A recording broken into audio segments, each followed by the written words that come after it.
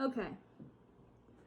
We all know that there's a lot of weird stuff going on right now. By this point, everybody out there has heard something about the coronavirus, COVID-19. Schools are out. Businesses are shut down.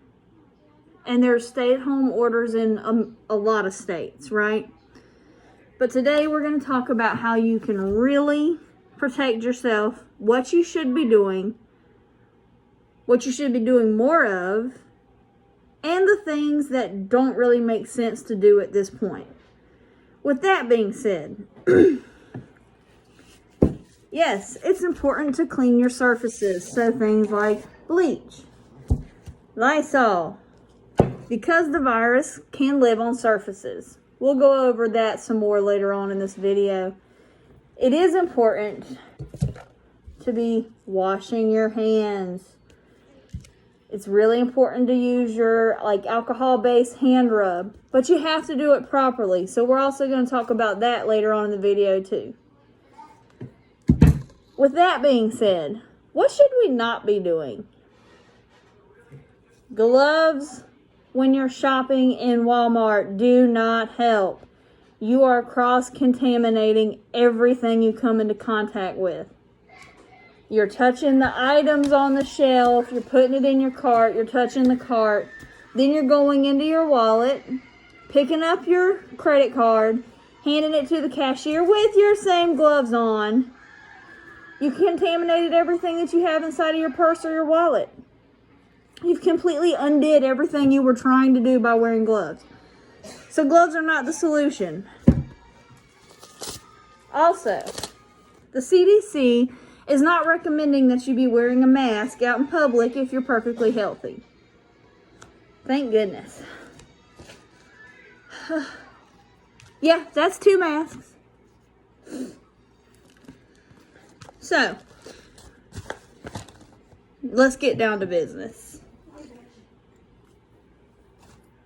The coronavirus, novel coronavirus, COVID-19, whatever you want to call it, began in China, 2019 in December. There were some emerging cases of a viral pneumonia with no other etiology, meaning these people weren't testing positive for the flu, they weren't testing positive for strep, other illnesses that would cause something like that. They were testing negative for. So at that point, they didn't know what was going on with these people. It advanced to where a lot of these folks did end up with pneumonia. They ended up with ARDS or acute respiratory distress syndrome.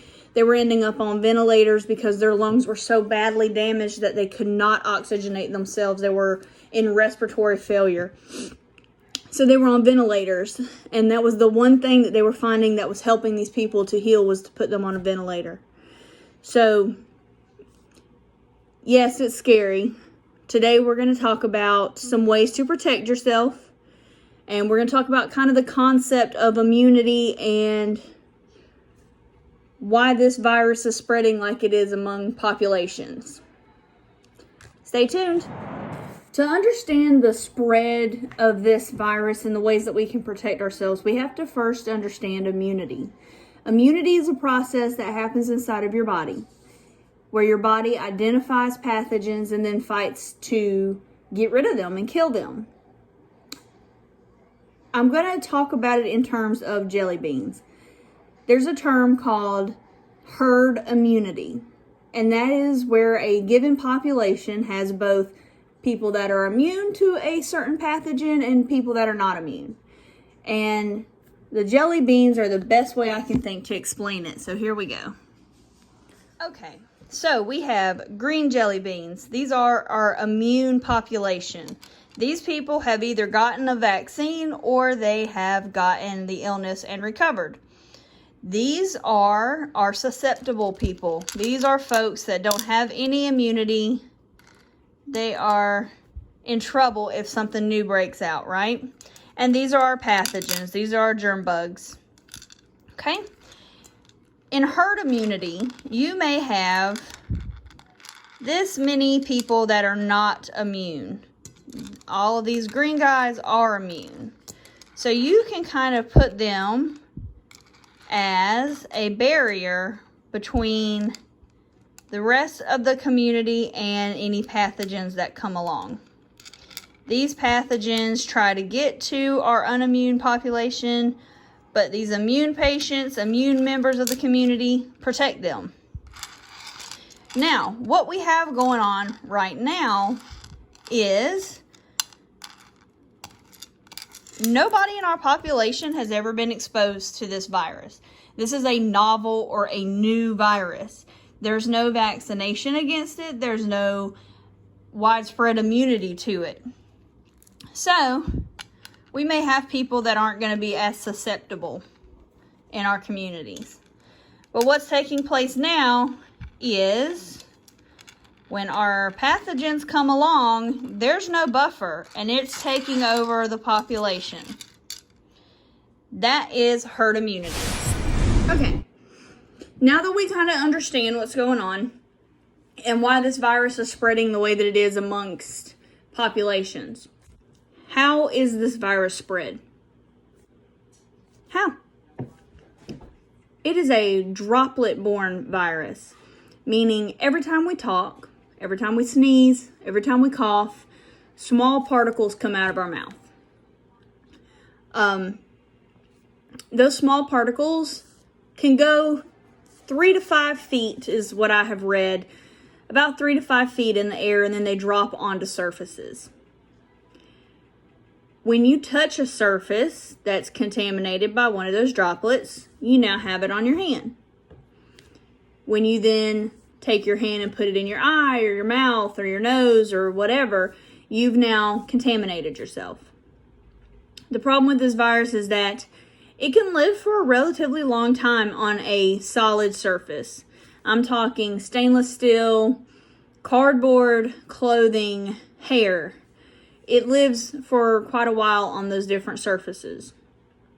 So what do you do to protect yourself? We already talked about the gloves when you're walking around in public. They only would really help if you're touching things, changing them between every contact, and then washing your hands, right? Folks aren't doing that.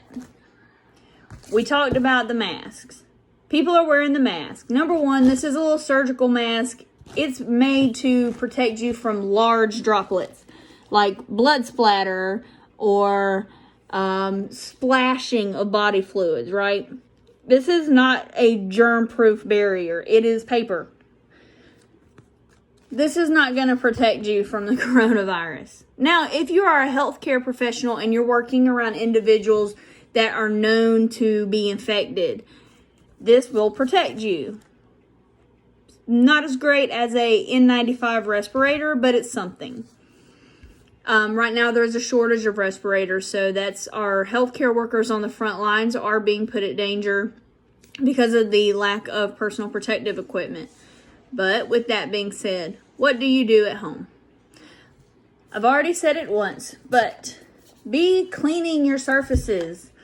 Things like Clorox, Lysol, go over your countertops, your door handles, your light switches, the refrigerator, the surfaces that you and your family touch every day and touch them often, spray them down. You should really be doing that during cold and flu season anyways, because colds and flus are both born from droplets landing on surfaces. So these are good ideas. But the WHO, the World Health Organization, the CDC, the Center for Disease Control, they all agree, and have for many years, that the best way to prevent infection, the best way to prevent yourself from getting sick, the best way to prevent you from passing something to the next patient that you see or the next person that you touch, the number one way is something so simple, and it's washing your hands. That's the best way that you can protect yourself from the coronavirus, from the common flu, from cold, from strep throat, from C. diff, from MRSA, whatever you want to add to that list. But the best way to protect yourself is to wash your hands.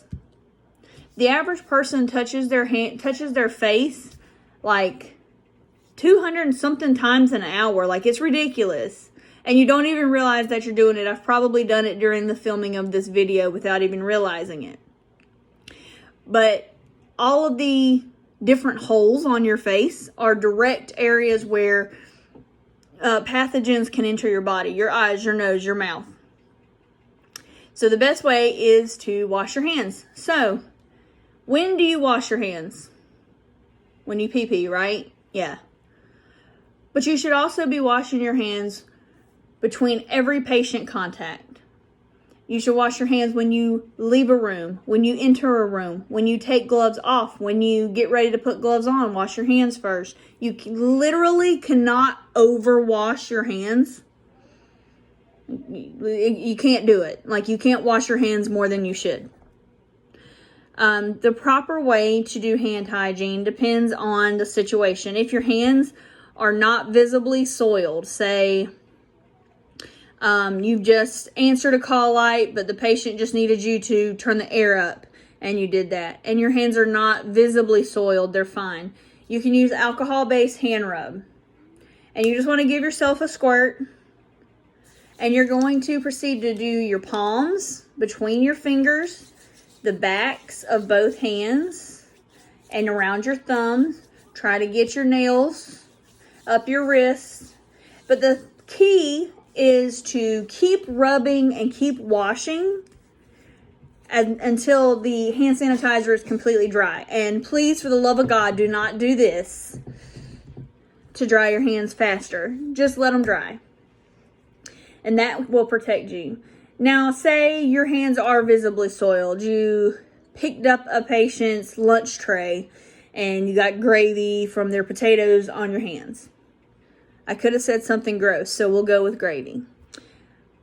What do you do then? You're going to wash your hands with soap and water because they're visibly dirty. So let's take a minute and look at the proper way to wash your hands with soap and water. The WHO and CDC recommend that you wash your hands for at least 20 seconds with vigorous scrubbing on all the surfaces. So I'm going to go ahead and demonstrate the proper technique for hand washing. Some people like to sing happy birthday or another song like that, and feel free to make up your own, whatever works for you. You're going to start with your palms, move to the backs of the hands and get between the fingers. Don't forget your thumbs and your wrists. And then rinse thoroughly.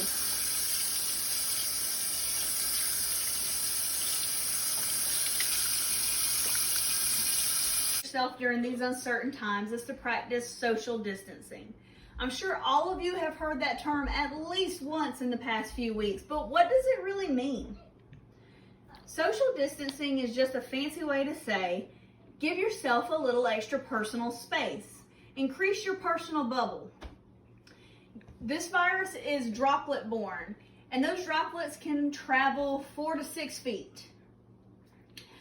So if you're standing so close to somebody and they cough or sneeze and you're within 4 to 6 feet of them, you're going to get their droplets on you. A good rule of thumb is to look at the length of a pool noodle. If you're standing next to me and my pool noodle could touch you, you're probably too close. Now, does that mean you should take a pool noodle to the store and whack people with it when they get too close?